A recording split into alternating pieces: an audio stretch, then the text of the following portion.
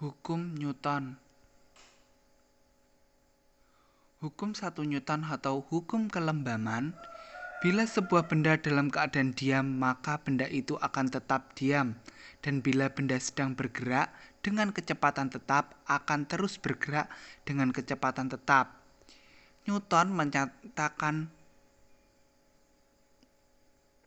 sifat inersia benda, bahwa benda yang tidak mengalami resultan gaya atau sigma sama dengan 0 akan tetap diam dan bergerak lurus beraturan. Hal ini selanjutnya dikenal dengan hukum 1 Newton. Penerapan hukum 1 Newton.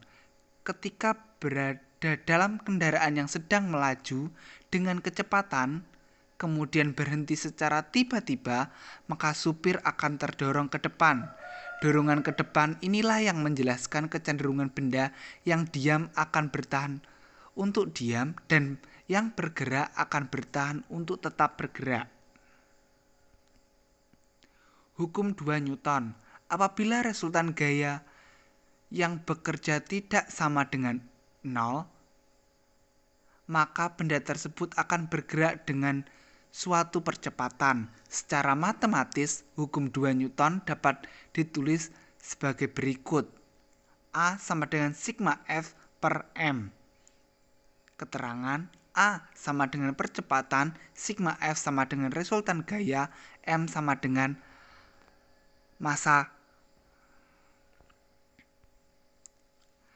Penerapan hukum 2 Newton. Ketika kamu mendorong meja seorang diri, tentu meja tersebut bergerak lambat.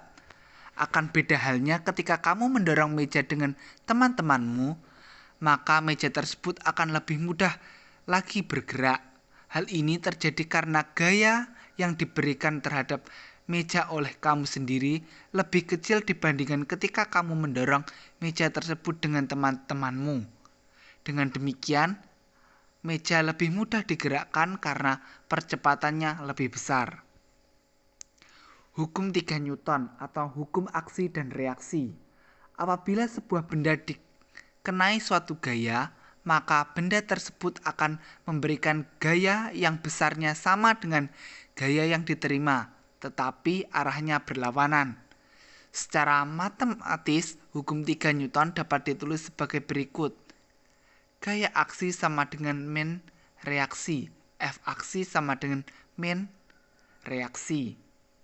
Seperti pada gambar. Penerapan hukum 3 Newton.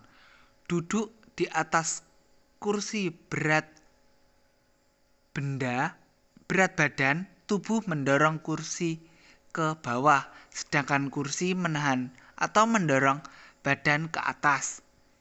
Jika seseorang memakai sepatu roda dan mendorong dinding, maka dinding akan mendorong sebesar sama dengan gaya yang kamu keluarkan, tetapi arahnya berlawanan, sehingga orang tersebut terdorong menjauhi dinding.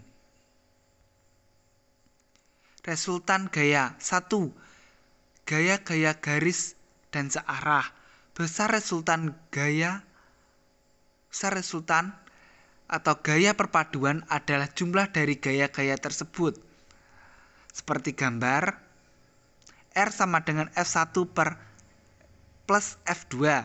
2. Gaya-gaya segaris dan berlawanan arah.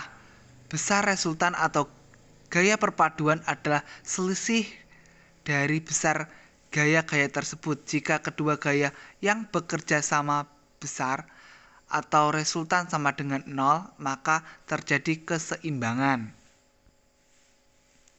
Nah, silakan adik-adik mengerjakan pertanyaan berikut ini.